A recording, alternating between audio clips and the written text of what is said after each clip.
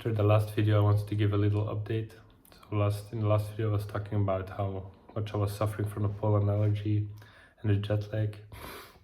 I had been traveling for 5 weeks with the kids non-stop, so I was really super tired and exhausted.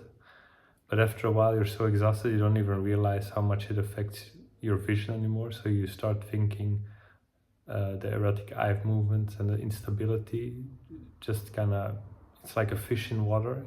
The fish doesn't know what water is. After a while, you don't even realize how much the fatigue affects your eye movements and your visual stability. So then you get in a mental downward spiral. Definitely if there's some external things that you also have to deal with. So I started having panic attacks and having depressed thoughts and just thinking, oh, I can't handle anything that comes my way. But then over the next week, I took a little bit of a breather.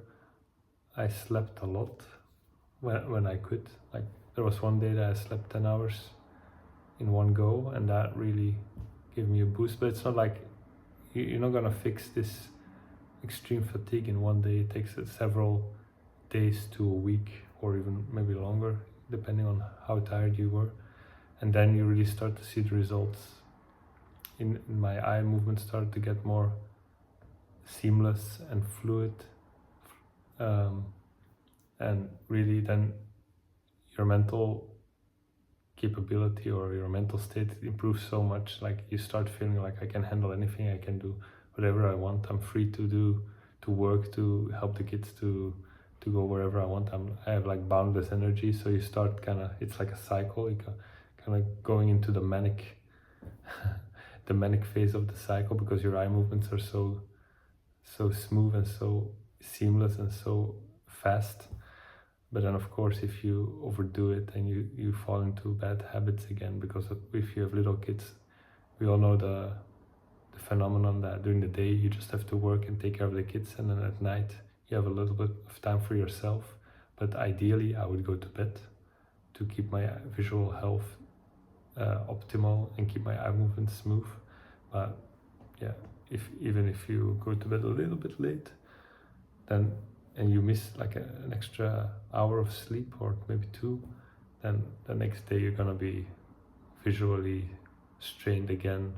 You wake up with tired eyes, and then you kind of basically starting with a backlog. You maybe take a nap, but the nap just fixes the night, so then you go from bad to worse again.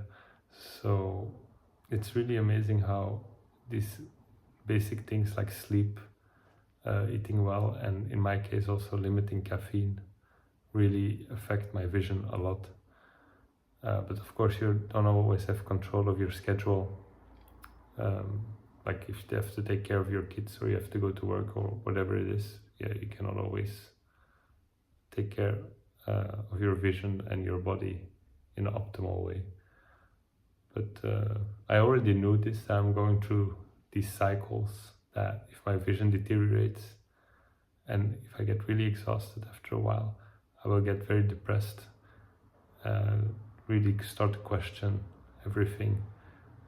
Maybe I have panic attacks if there's like an external challenge I have to deal with.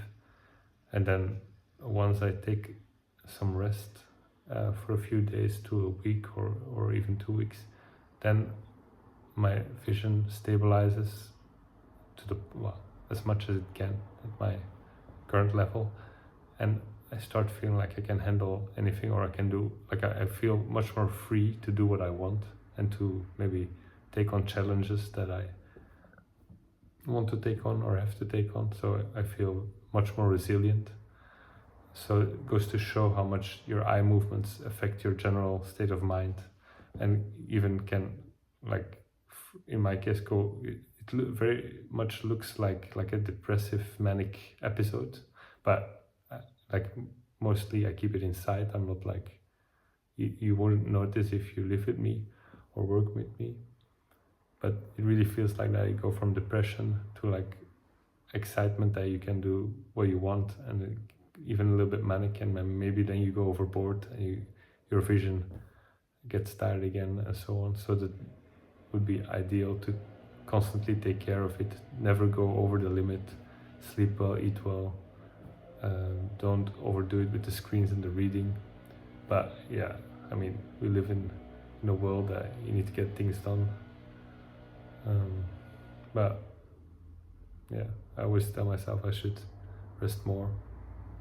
But then you get excited and your vision works relatively well, and then you want to get things done that you wanted to do. And but I've gotten better at not going overboard and not going beyond my limit, unless it's like an exceptional situation, like the 5-week trip with the kids. So yeah, I hope the coming year, so soon I will release the French version of Fixing My Gaze, and the coming year I have this resolution of less screens, less reading, but we'll see how that evolves. And then on the vision therapy front, I still do the saccades, and I do also like a handstand against the wall, which affects my posture and my muscle tone and takes the strain off my eyes by doing like a general exercise. So that's it for now.